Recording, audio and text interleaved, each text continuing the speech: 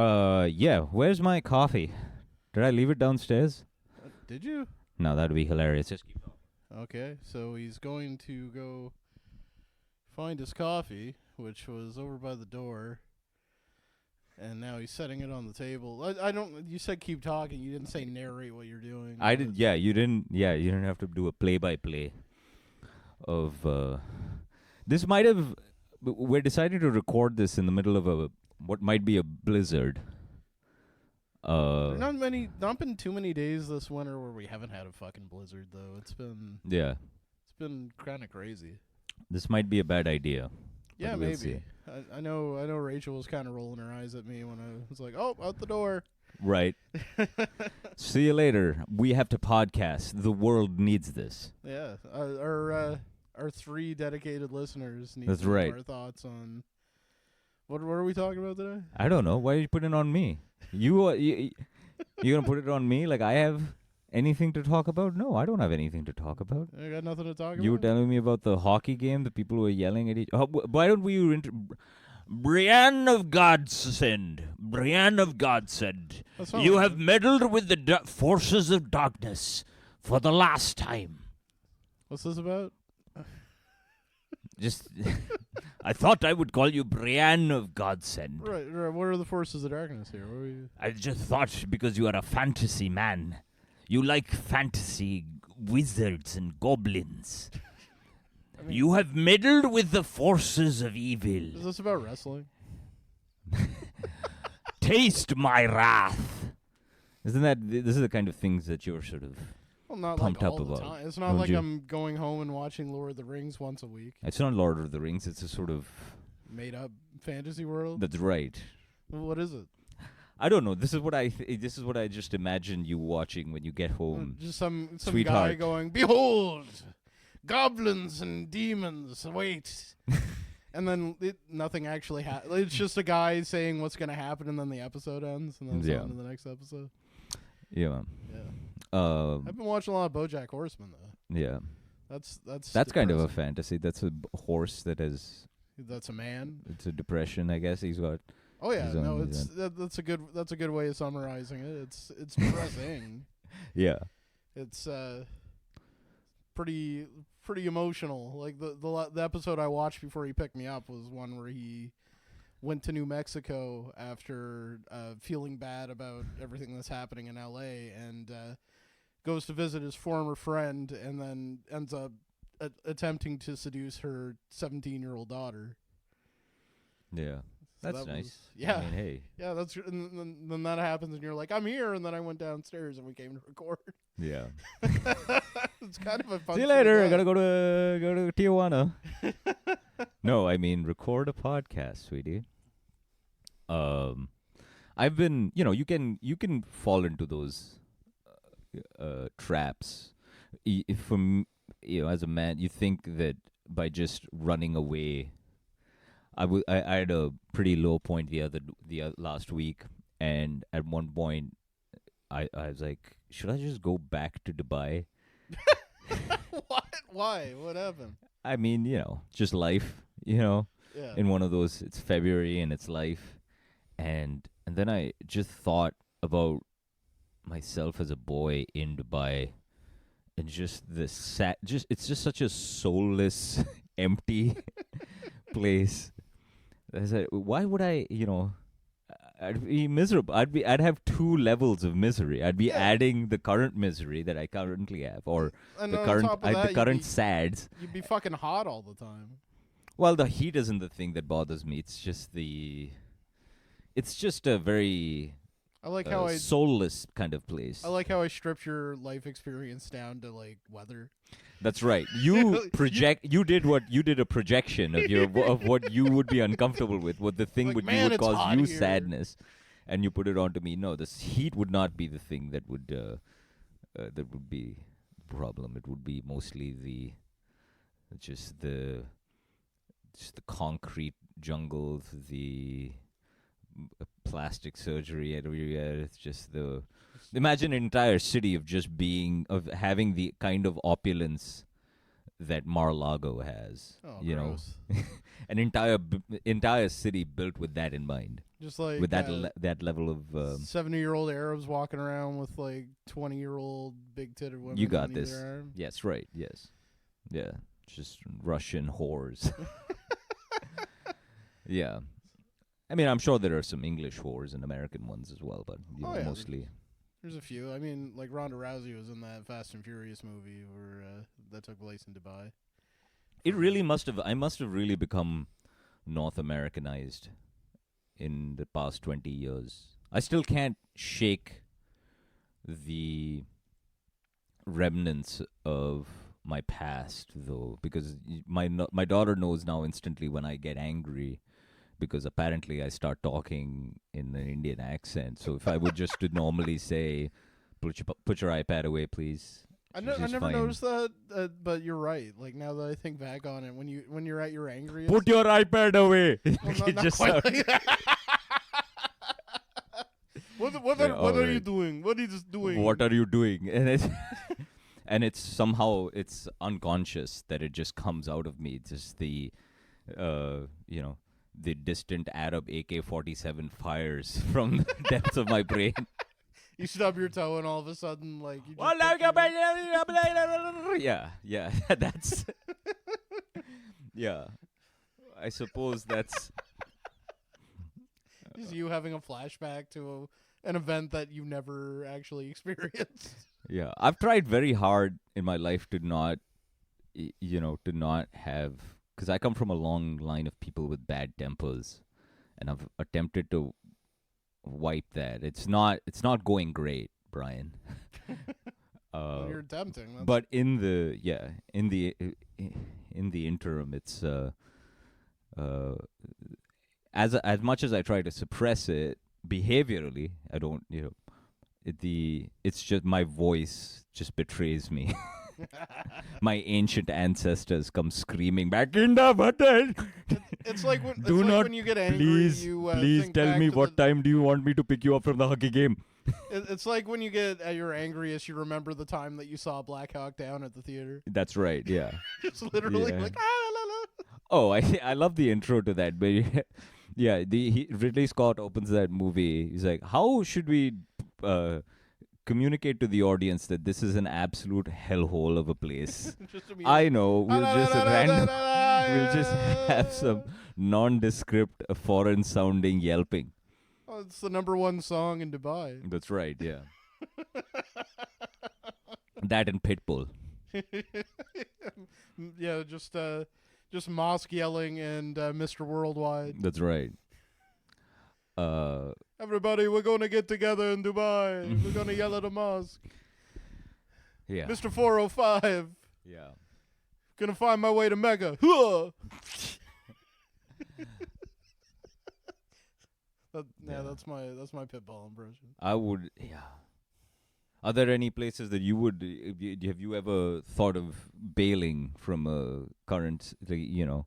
Thought, what is a place that I could go to escape my troubles? Well, I mean, it's not so much the plan anymore, but when I was fresh going through my separation, I had a backup plan in case everything shit the bed, and that was to go to Calgary. Okay. Shortly after we were separated, a friend of mine flew me out to Calgary for a weekend. We started off in Banff. We had spent the night in Banff. Then I spent better part of a week in Calgary, and then came home, and I loved it there. I don't know that I would love it there now. Yeah. It seems kind of like a hostile place now. Like even then, that's the only time I saw like a guy with like a fucking infinity scarf talking about like What's an infinity scarf? I don't know, just like a gay looking scarf. What? All right. And like talking about craft beer, but also bitching about the NDP. I never thought I'd see that before. He's like, fucking Rachel Notley made it so taxes on beer are too high. Fucking liberals. And like the guy's got like fucking septum piercing and blue hair and a fruity looking scarf, and I'm like, whoa, wow, yeah, Alberta's really like that, huh? Yeah. But it's.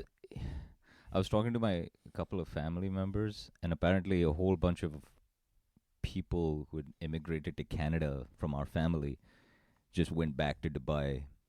A whole bunch of them, but they were all sort of living by themselves in Toronto, and I guess just the loneliness kind of got to them somehow. And And that makes sense. Toronto's probably one of the loneliest places. Like, for a place where everybody's packed into one, like, you're so isolated there. yeah, it's just like interesting how I'm making good points. Like I mean, Yeah, no, I'm not this is saying a that good you're point. not. No. I'm yeah. I like that we're just having Who are you convincing? in a comedy podcast. We're Yeah. doing these good points sort of thing. But we went like I was thinking about like how 20. Like so I was at the Needs here, and there was just a guy. Just a guy filled up his Ford F-150, so you know what he looks like. He walked in. He's got Indian gentleman. Yes, he's walking. He's got his, Bass Pro fishing hat, and he's just got his cargos, and He's wearing buys shorts in February. not cargo. Sorry, Well, he said cargo combat shorts. or whatever those. Not shorts, cargo pants. Oh, like camo pants. Yeah, and cargo, and he looks at the Punjabi man with the turban, and as soon as he buys his king size players smooth, and he goes, "Guys, I have a player smooth there. So where are you? Where you from there, bud?" He looks at clearly, and he says, the guy goes, "I'm Montreal. in India." But like we're in India, like you're from. I see a bunch of I see a bunch of yous. Where you all from the same place? I don't. I'm actually from Ludhiana in Punjab. Ah, like as though he would know the difference. Like he was sort of parsing the difference I from. thought maybe you'd be more from the south. You seem like you're probably closer to Bengali. Yeah. Okay. All right, brother, bud. All right. Have a good one there. And clearly he's sizing him up. In my head, I was like, "This is you. What is the point of this interaction? You know, the guy is from India.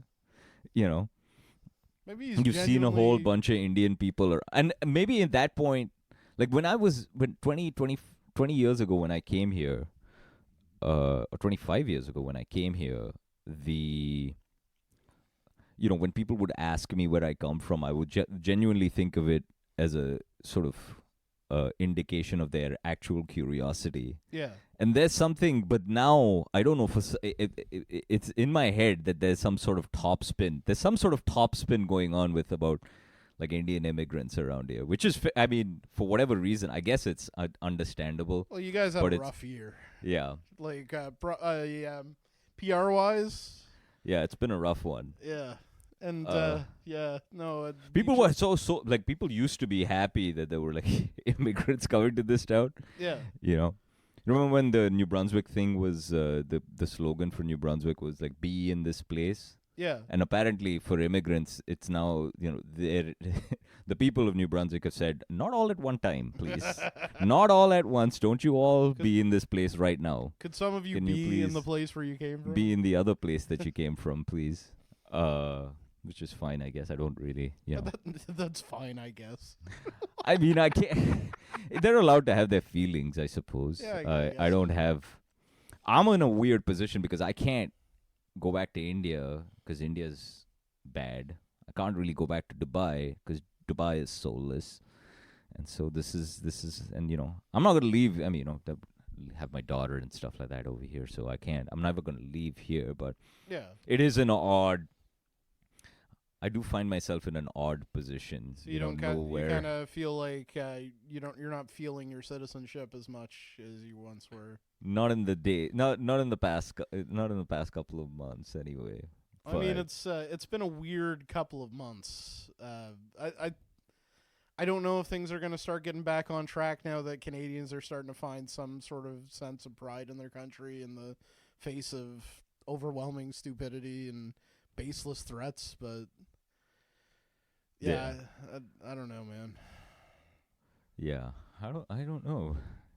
It's such a Canada first, like the but not the not the Indian ones, which is an interesting. Yeah, which is fine, I guess. I don't know. It's awful, but like I feel like some of the stuff that's I should say no one's ever said anything to me directly. No one has ever, I still have my friends and.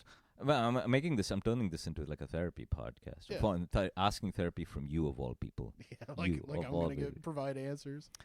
Maybe there are no answers. Maybe these are just questions. Maybe these are like Zen koans, that it is in the asking of the questions that one finds peace. Isn't that amazing? That's incredible. That's my sure made my life. That's better. my waking up app yapping through. Yeah, just plagiarizing nonsense. Or other people's wisdom as my own and passing it off as my own. But I get what you mean though. Like it's just feeling more hostile in general everywhere. Do you feel? Yeah. Do you sense a sort of air of hostility? Yeah, and everywhere. And it's only increasing because we're getting poked constantly by, like, in a way that seemed unthinkable up until like a few years, like until 2 months ago even. Yeah. Like, it's stuff that, like, if I would have, or anyone would have brought up as a possibility of it happening, I would have gotten shouted down for being retarded. And, like, you're being paranoid or whatever. Yeah, and now it's actually happening, and I don't know what the hell to think. Like, it's such a weird thing. Like, I don't think anything is going to come out of all these threats in the end. I think it's... Well, it's the nationalism and the hostility all at once. Because if you can you can either have the nationalism or you can have the hostility. You cannot have both. No, they don't go together. It's just toxic. It's just awful and angry and. It's like the troll thing. Like it's like, you and I disagree about the Super Bowl halftime show, but I will just float this one idea to you. Okay. All right. The Super Bowl halftime show is a place where people, when people do it, they do it to like celebrate the thing itself.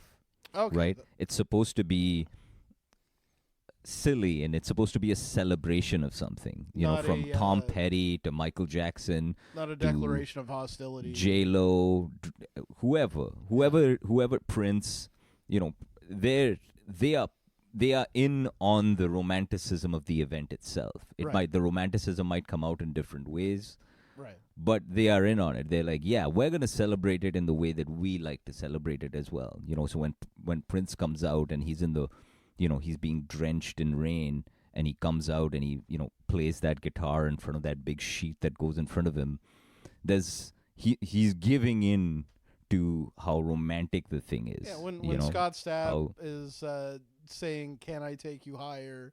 and the trapeze artist is floating towards the air on the ribbon, that's a celebration of faith or something. Yeah. Was Scott? Were they Creed also at that? Yeah. There sure fucking was, dude. Oh wow, I haven't seen that. Oh man, I gotta find that. That is. Oh, leave it for now. They can't see it anyway. But yeah, I believe you. Yeah, no. But there's something. But you understand what I'm saying. Yeah, right? no, it's not meant to be. The Super Bowl isn't the place to do trolling. It's not. It's neither the time nor the place to wag your finger at the country and to do sort of subtle trolling of a person, of another guy you don't like. Yeah, that's fair. I know I'm wrong for enjoying it. You're not wrong for enjoying. I'm not saying you're wrong. I'm just letting you know where you're coming from. I'm just telling you this is like what for anyone who doesn't give a shit whether or not Drake is a certified pedophile. Like it doesn't. If he even says he says it like as though it's a known fact. Because if Drake is, why isn't he's not in prison? So is this supposed it's either true or it isn't? Oh, and if it's not true, then it's crazy. then it's crazy to troll like that. The only thing I can think of that really leads towards that is that I know is something that's come out is Millie Bobby Brown years and years ago when she was a much younger teenager. And when she talked about like she was almost bragging like he was a friend, but he would like text her stuff like you're really mature for your age and like text her advice about boys and stuff like that. It's just, not necessarily a crime, but it doesn't feel good. I mean, regardless, man. I mean, when what's his name? The comedian who did the thing about Bill Cosby. Crystalia? No, the guy who broke the thing on Bill Cosby. Hannibal Buress. Hannibal Buress. When he did that thing, it was at a comedy show. Yeah. It was at a taped. And someone had recorded him doing it. Right. It wasn't in a stadium. It wasn't in a. It wasn't in a giant arena show that he had done that. Yeah. Although that's so where there's a part of my brain, and like this is probably where we fundamentally agree, that just found the fact that one man was able to call out another man like on that big of a global scale with a song that's like, it's a fucking banger. I like that song a lot. Like even aside from that, but gets 70,000 people to all say A minor at the same time. There's just something about like my brain picked up as that is just very funny. Yeah, but it comes from a certain kind of like the culture is sort of hostile. It's a troll culture. Yeah. We've lived in the thing is we've turned into just trolls and virtue signals. Well, that's how we got where we are politically now. That's why we're beating the shit out of each other in the first 9 seconds. I don't even forget politics. I mean, like psychologically. Well, it's a psychological. The whole thing. Everyone's wired that way now. He's like, haha, he's trolling the other guy. Haha, and by him trolling the other guy, that means me good, he bad. And the whole performance is, has an air of, Uncle Sam or the rest of America making fun of him for doing what he is. But it's kind of a self-fulfilling prophecy. He knows that he is trolling. Yeah. He is consciously trolling everybody else or the rest of America and or anyone who's watching it. And most of the people are like, why are you trolling me? I have not done anything to you. I don't care about this beef. This is a beef between you and this one rich dude and this other rich dude. What do you think the context of it would be if he didn't play Not Like Us? Like I've seen people discuss the rest of it as almost sort of a protest. But what are you protesting? Yeah, who is he protesting? He's protesting a thing that is not even happening. Do you understand what I mean? Like he's protesting.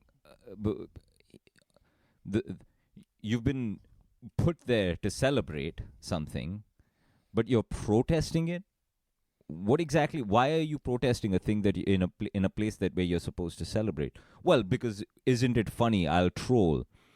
And now, if you're of the mindset that the trolling itself is the way to go, that no show of sincerity at all is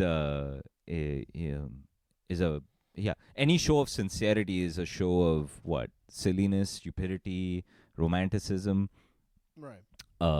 Childishness. Then I guess you then all you have is the troll all of the time, then it's just constant poking. And if it was one thing if I'm making fun of you and you know me, yeah, but if it's a complete stranger, it makes no it makes no sense. Yeah, it also kind of makes sense to me why you disliked it based on that too. Just how I know you are with roasting as well. Like roasting doesn't work for you if it's two people that don't know each other or hate each other. Two people that genuinely like each other. Yeah. That's when it works really. Because I think the audience can feel it. Because when you do it, it's some sort of deep it's some sort of subterranean signal that gets sent out whenever from your voice, whenever it is an actual thing that you actually mean about someone else. Yeah. when you actually don't like that person, and then it just becomes too real. Right. You know, that's why those Friars roasts, everyone, you know, they're all laughing at each other because they're all friends. Well, you know? I prefer that format now. Like I remember when we were doing roast battles a lot more back when I had that show, and it was fun at the time. But the most fun ones were like me versus John or me versus you, or like like I knew the person, knew what to expect, and there was like a little bit of theatricality to it. Versus when I'm going up against someone who I basically just have to write jokes on them visually when I see them. Because the way I write roast jokes, I just write them when I show up. But versus you did well at the Michelle's roast, by the way. Yeah, I forgot to mention that to you. Yeah, you did really great. Oh, thanks, man. Yeah, no, that format's my favorite format of roasting because of that. Like, that was fun as hell. Because I know all those people and I like all those people. So yeah.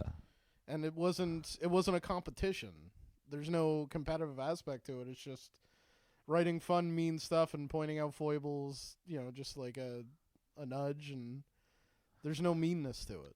Yeah, man, comedy's in a sort of strange... I feel like comedy, maybe this is too esoteric or I mean, we already started that way. We might as well keep going with the esoteric. I think it's just looking outside and seeing a blizzard is... has forced me into this mindset. But I think it's in a weird place because, like, typically the thing that was reserved for, you know, the kind of mindset that's typically reserved for the fringes, the comics are always kind of on the fringes, you know, sort of making fun of the main thing itself, you know, the main psychology itself. The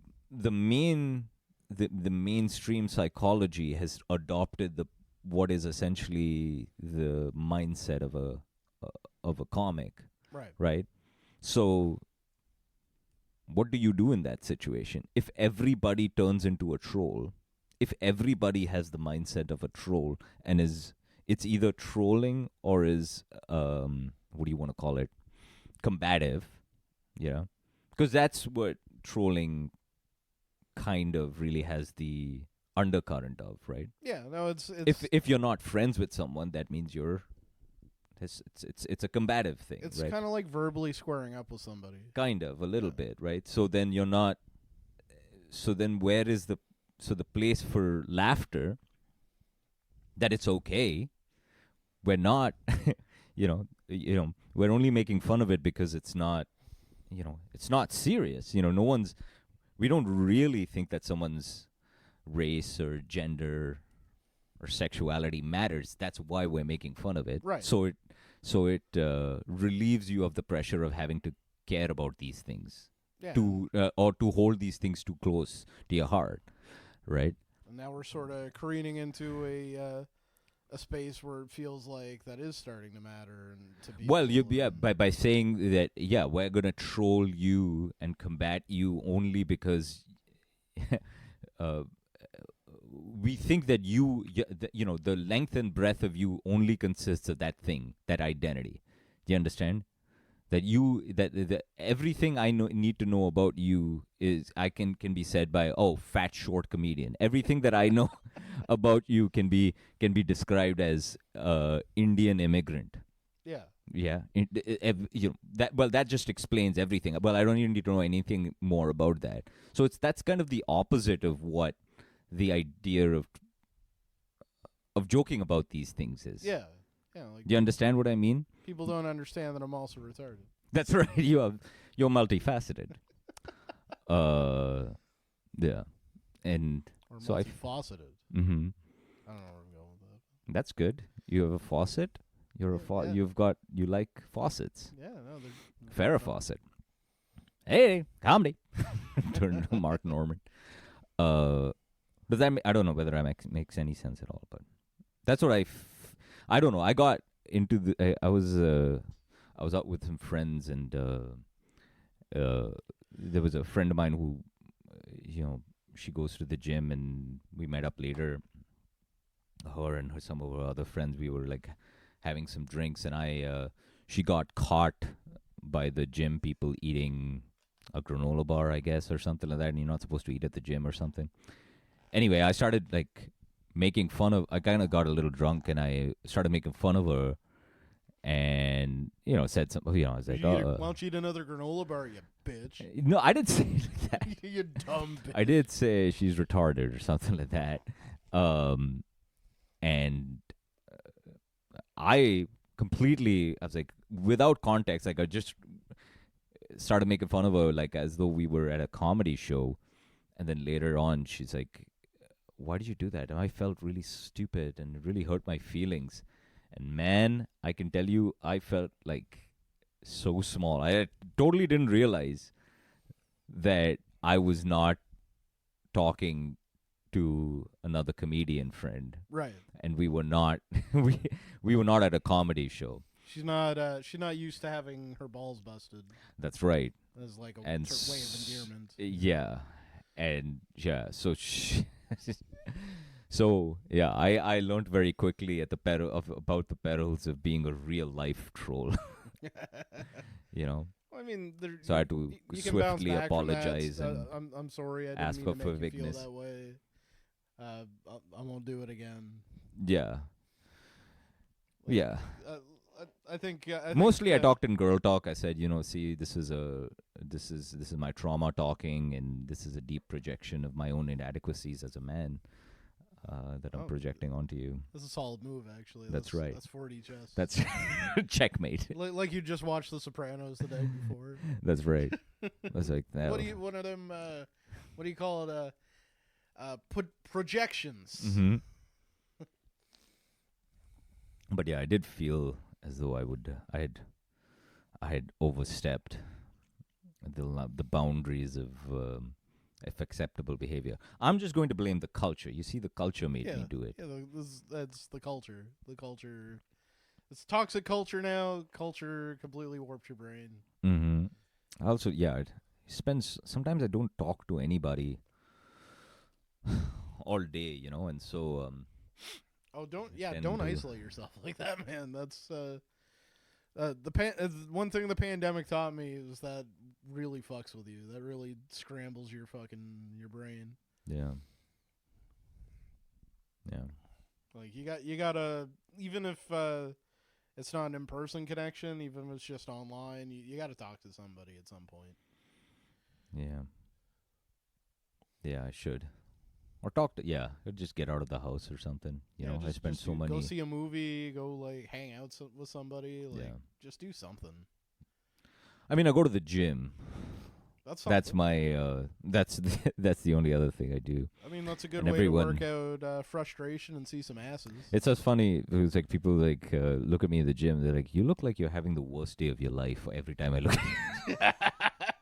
Aren't you supposed to look like that working out, though? I don't know. I think other people look better or they're more happy or something. But I don't, I try to tell people, I say, I'm not.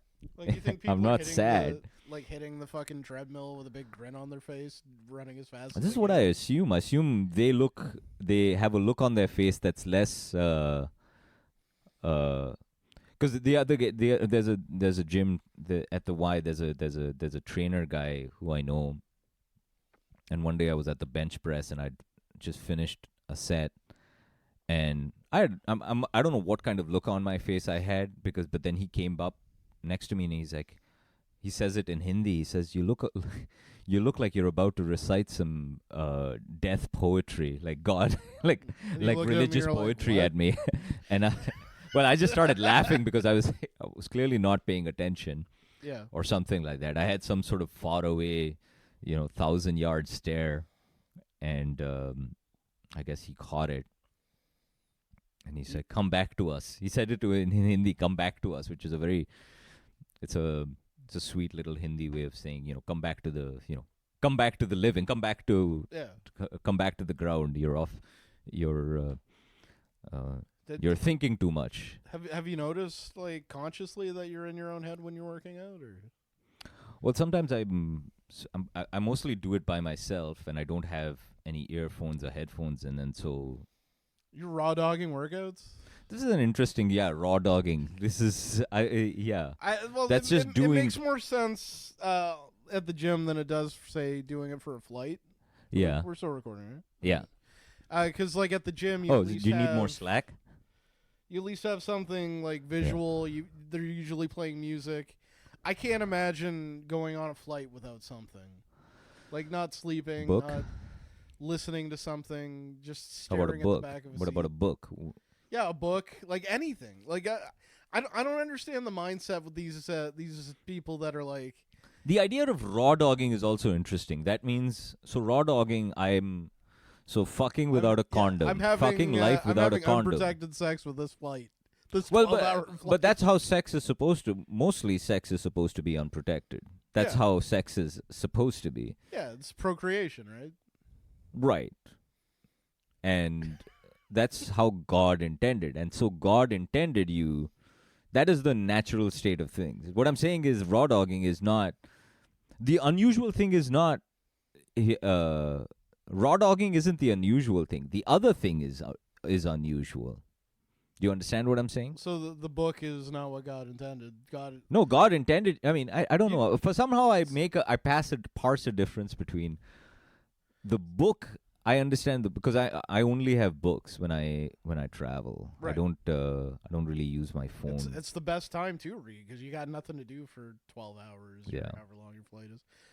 Let me ask you a question. Jesus gets on a plane. Yeah. Do you think he's got the headphones, or do you think he just stares at the back of the seat, or do you think he's like, oh my God, we're in the air? I can't believe it.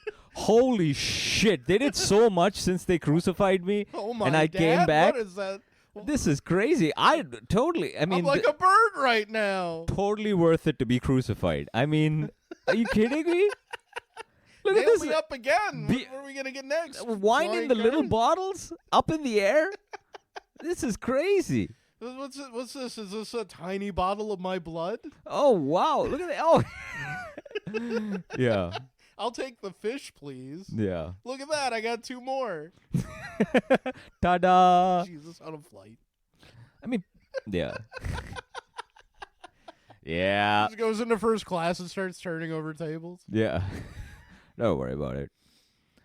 Yeah, He goes into coach. He sits next to the guy. He's like, "Yeah, I'm back." Someone's choking on the flight and dies. Is there a doctor on the flight? And Jesus walks over. And Oh, I'll handle this. Don't worry about it. Whoa. He's just trying to talk to the guy next to him, and he's being really annoying. Yeah. My dad got crucified the last time. The guy next to him takes off his earphones. He's like, "What are you saying?" Oh, no, I'm just saying, yeah, they crucified me the last time I was here, but big deal. no big deal. Uh-huh, okay, all right, that's And fine. then the guy goes back to watching Rush Hour 3 with a neck pillow. It's crazy. One more thing. I came back. Wouldn't you believe it? He's like, "What?" Yeah, no, I came. Yeah, He 3 days later, they put a big rock. It was wheel shaped, so it was actually kind of easy to roll out of the way. Yeah, okay, man. Yeah. Oh, that's interesting. That's interesting. Where'd you do that? Oh, just Jerusalem. You ever heard of it? Yeah. I've heard of it. Excuse me. I just have to. Just watching this movie here. Just going. Just don't, or like faintly over his earphones. Do you understand the words that are coming out of my mouth? Do you understand me, man? Yeah. No, I don't think. I think. Yeah. So I don't do very much. Like I don't listen to anything, but like except for what's playing on the what do you call it? On the speakers, and it's usually Sound system. yeah, and it's usually Billy Joel or something like that. Like I don't know what kind of Spotify People they are have. working out the piano, man. Yeah. No, it's like Uptown Girl, and then there's Trying to get my pump up, and it's like, sing us a song, you piano man. I feel like this is the kind of music, gym music, that would be playing back in the 60s. You know, like someone would dust off a vinyl record and be put on the Beach Boys, round, round, get around. I get around. You're just crushing There's dumb no way to get out of bench here. presses. Yeah, There's yeah. too much confusion. Yeah, I yeah. gotta get my pump on. Thanks, Yeah. Bob. Just deadlifting to to the Beatles. Strawberry fields forever. Yeah, just getting on the stair machine to like happiness is a warm gun. Yeah. So and then I just listen to other. I guess I watch other people's conversation, and it's not out of a sense of. It doesn't come out of a sense of superiority. I assure you, Yeah. it genuinely comes out of a sense of the desperation for just the energy of human beings. Maybe this sounds a little odd, but Well, it's like people watching. a little bit, Like I used to go down to the market specifically to sit at a table with like a snack or a lunch and have my notebook open, and I just sort of watch and like just try and get like that was my favorite thing to do, to write when I used to do that, because like it just being around people and seeing people just sort of in their natural environment, especially in this city and especially at that market. So you get a few gems, you get a few shows sometimes down there. and just watching you get to watch a lot of like, and this is gonna sound weird, only because I'm gonna say it. Just it's great to watch teenagers, first realize what their bodies are doing in front of other teenagers. Like the impact of so you watch teenage boys around teenage girls, Okay. and they're just sort of like, they get louder, they start looking at their shoulders. Yeah, like they see like a teenage girl and then they start. Yeah, no, I can do 200. That's right. Yeah, Yeah, they get bro. a little bit. It gets a little bit, and then of course, the girls that come into the gym, they couldn't want less interaction with the people around them. Like the headphones must be like, they're getting larger and larger and larger until Yeah. it like encapsulates their entire head. That's how big the noise cancelling part of the noise cancelling headphones are. They don't want anything to do Yeah, with any of the teenage boys around them. But boy, do the teenage boys. they treat it like a hunting ground. Yeah. But because it is like, those kind of spaces are kind of gone, there are no real spaces. Like a gym is the most Yeah, we don't even really basic have, of spaces where people can all work together at something, at a common goal, right? Like it's a kind Yeah. of church it's a kind of church service for your body, I guess. You Right. know? a temple for Maybe your this temple. sounds my body's my temple. Maybe this sounds very gay to say, but it's the blizzard. This is what happens. Yeah, You know? you say gay things during a blizzard. That's everybody knows that. Go from You just From look exit out and there's a from- little bit of snow and you're like, my body is my temple. What? yeah. From going from immigrant ennui to to the changing gyms into churches. I don't know what I'm saying. I mean, you're not. I understand what you're saying, and like even sort of going back to where we don't have those spaces anymore. Like we don't even really go to bars that same way anymore. At I don't know. least- You and I don't go to bars. We're sort of in our 40s, so I don't know. Maybe the bar culture has changed. I do know some people who still have like bar heavy. Like they still like use that as like a meat market of sorts, or they just enjoy going out and I don't- drinking around other people. I think so. There's like a lot of, you know, yeah. I think they go dancing. I think at the Five and Dime and things like that. Like Thane puts up videos I see of him Yeah. around people Well, I mean, dancing like, and I stuff. So I'm not opposed to it. I obviously don't like it that much anymore because if I go anywhere, I want to go to a place where I can have a conversation and hear you. yeah. But like a couple of weeks ago, Rachel and I went out with David Hall and his girlfriend, and we went to a karaoke bar over east. And like at first, I was like, "Oh, humming and hawing, like we'll probably just get a drink and go." And then all of a sudden, I find myself signing up for karaoke songs and having a good time. Yeah. I sang "America, Fuck Yeah," and some other Park. like drunk guy who couldn't figure out the buttons on his shirt started to get involved. Brilliant. Yeah, and it was fun. Like it was Yeah. dumb time, but it was a fun dumb time. Mm-hmm. So every once in a while, sure, but yeah, like I can't like like when I was in my 20s, when I was drinking myself to blackout almost every weekend. I can't do that anymore. Well, it just the sort of the hangovers, it just they last for longer. I found the And opposite, actually. The few times that I get drunk enough that there would be a hangover versus when I would get hungover in my 20s, like, it's actually gotten better. Yeah. Like, I The don't... hangovers don't last, or the physical symptoms don't last. What I mean is the sort of, again, the psychological Yeah, sort of you weight feel of being, what drained the long. fuck have I done? Yeah. No, like the worst hangover I ever had was after a friend's wedding, and I was at my in-laws' place, and like they had gone to the city or something like that, and I was just sitting there on the couch dying. The Summer Olympics were on, and just the sound in the background when they have like bike races. Like I don't know what the no, they're bicycle races. Oh. It's the Olympics. I thought you said bike race. Oh, motorcycle. I thought you said meant motorcycle. But there's like it sounds like a bell or something, like Right.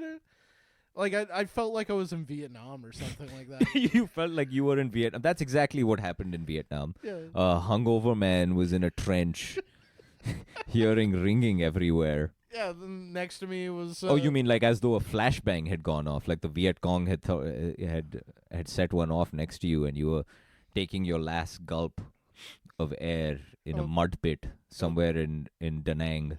Yeah, it was like I was in a bamboo cage, and my best friend is next to me, like, but he's dead. He's been dead for days, and maggots are crawling all over him. Yeah.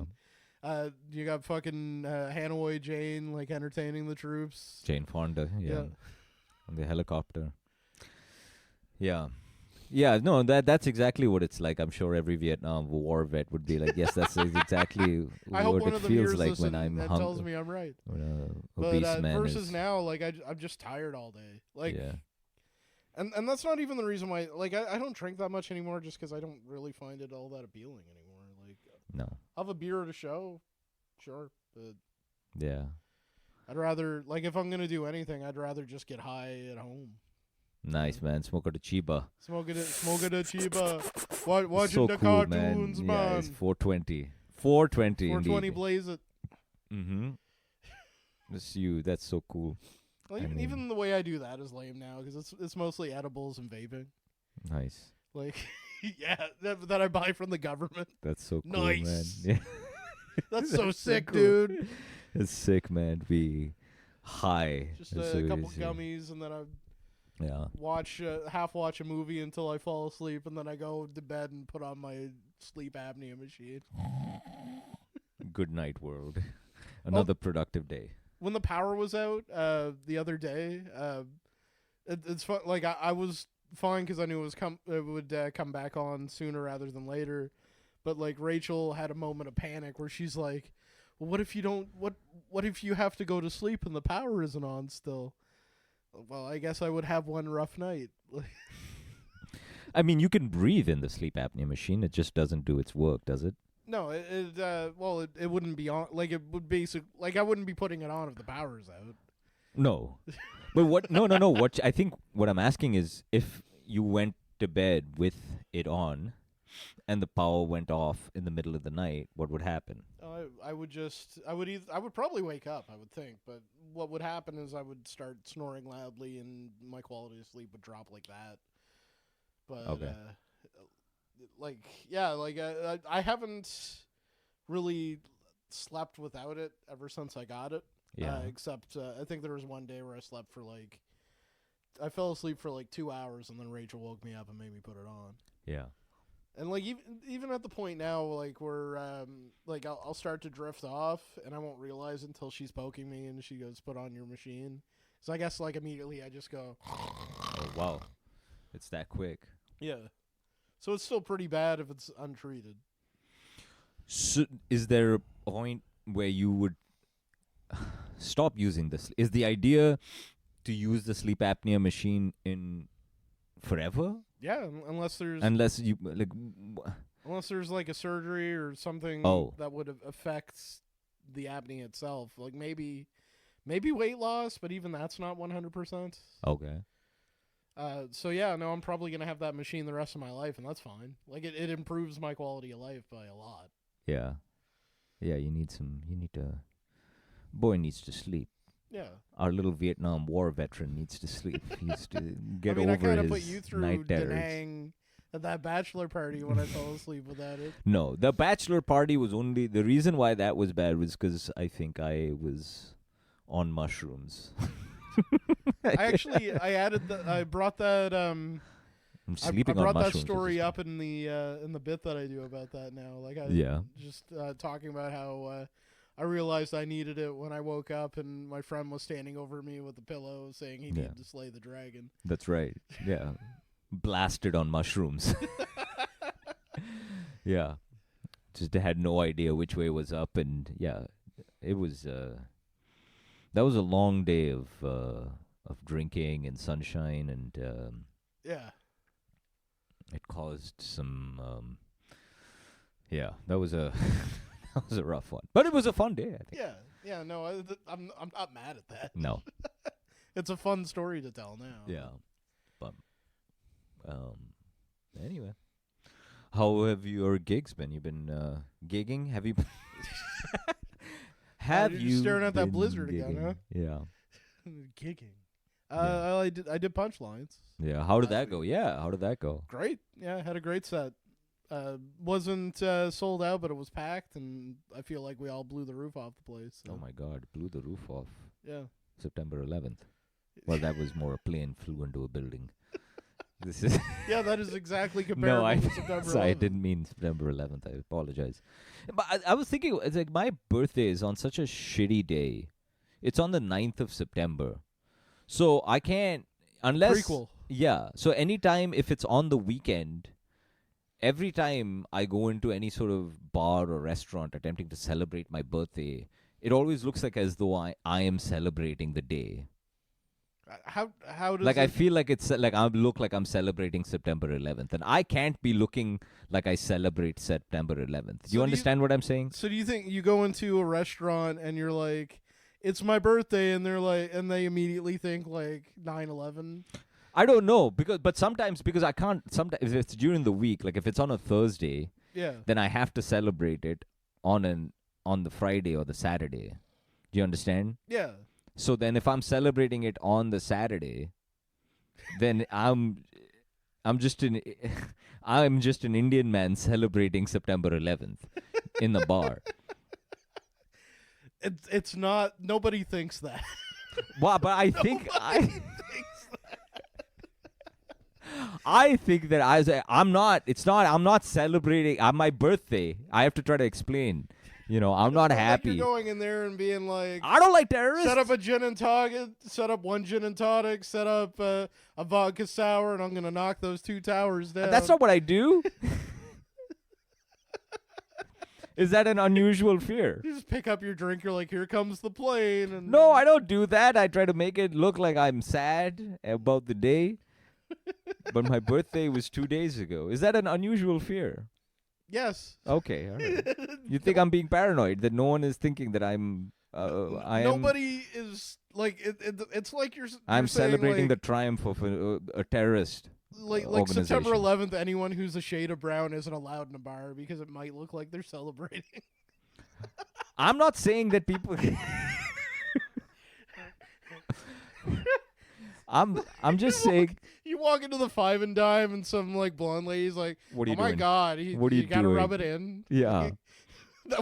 That was 26 years ago. Yeah, or 24 she's years like ago. dancing to espresso. She's So you can't sleep, and we can't know, maybe that be. What are you doing here? I don't I'm not celebrating.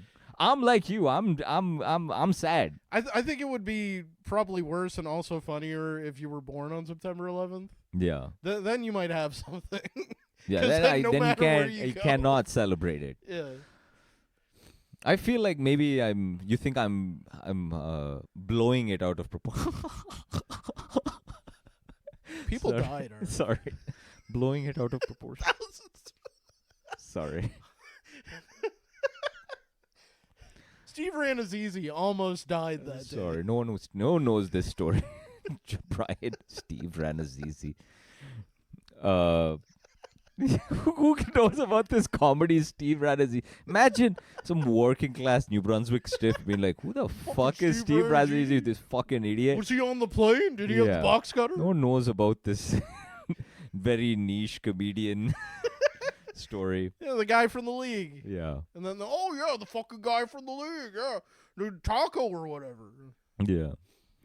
Think all about right. Pete Davidson's father. I'm not. I'm just saying. I am concerned. I feel like as though I have to, explain that this is Okay, my if you're- birthday was on the 9th, If and you're, because it was 2 days before. if you're doing what I think you're doing, and you're coming in and you're like, it's my birthday, it's not because of 9/11, then you might have something. Yeah. I don't express You're like this- reaching for your license to prove it to her, and she's just like trying to get through her night. I should try maybe because I feel like I should start off with sobriety and somber sort of moment of silence, and then sort of gradually first through the sadness and then become celebratory, so that people don't think that I am celebrating a plane destroying the World Trade Center. That Plane, also two planes reminds me of the destroying time that we were at the R Bar, and I made 2 little towers out of paper and a paper airplane and just started throwing them. People love to make 9/11 jokes. I hate 9/11 jokes. I hated 9/11. I went to the 9/11 memorial. I got, Yeah. got teared up and everything, Saw the shoes. Yeah. Honkies love making 9/11 jokes. I am the one who's like, yo, we go get them terrorists, Yeah, hell yeah. But I don't even want to celebrate. I hate my birthday. I don't want 7th of September. I hate September 11th. And then she should, and I think everyone knows that. I hate the terrorists. Brian, I hate. Can you please? So, if I go to give the me bar, a new slate. I hate terrorists. that's what? It's like March 14th. What? No, I just want you to know that I'm not, just in advance. If I'm here in September, That'll be 576. that's right. Yeah. Do you have any gigs coming up? Nothing planned as of yet. I'm just playing it by ear. What about you? No. Well, the 22nd of February is Najaksdard at the Zavestede. Yeah, I should probably see if I Wasted. signed up for that. I Da can't Waste. remember. You did not. All right, good. Your name is not on the. I should see. I probably You are shouldn't the say most good disorganized. because I don't mean it like that. I Yeah. more mean it because like sometimes I'll. No, I imagine you meant it as in though you're happy that you didn't. Well, like the other day, Joe Butler messaged me to ask Joe me if I was Butler. on a show on Saturday in Miramichi, and I'm like, well, I'd like to know where you saw that because I don't remember being signed up for something. Joe Butler. I haven't turns heard out I that wasn't. name. That's another fat man, Yeah, fat bearded man. big fan. Competition. Oh, I saw you flashed me your stomach, the under part of your stomach. Yeah, that wasn't on purpose. That's just Oh, I'm a fat guy. that's beautiful. Sure wrote up. Sorry, I licked my lips then. You're looking at that blizzard. That's right. I was thinking the blizzard above your pants, the big white blizzard. Mm-hmm. Shove my face in. What if I gave you a raspberry at your age? I'd leave.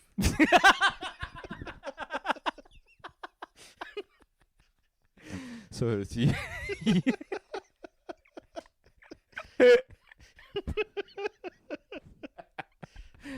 Why, Brian? You think it would be embarrassing? You think? I'm not so much embarrassing, just really uncomfortable. Like, Right. Don't do that. Oh, okay. All right. No, thank you. I'm just throwing out ideas. I'm an idea guy, Yeah, like Elon Musk. That's right. Well, Brian, we did it. Thank you for listening, everybody. Oh, when's Jason's show? Let's plug that because people should go see that. Jason's? Yeah, the his. Oh, right. That's also on September 22nd. Yeah, Jason Gary is on the same night as No Jokes Barred. Go to for both. it. Go to both if you can. Jason Gary, good friend of the show. He's headlining a show at the Punchlines. Great bunch of comics. Chris Hovey is going to be joining him, and Adam Blanchard, Yeah, and hosted by Nathan Dimitrov, I think so. Yeah. maybe. yeah, go for it, everybody. Yeah, go see both. If It's you gonna be can. All right, Brian, let's get you home. Let's get you some groceries and get you home. Thanks for listening, everybody. Good Thank night. you. Good night and good luck. Bye-bye. Meow. I just want to do it right to the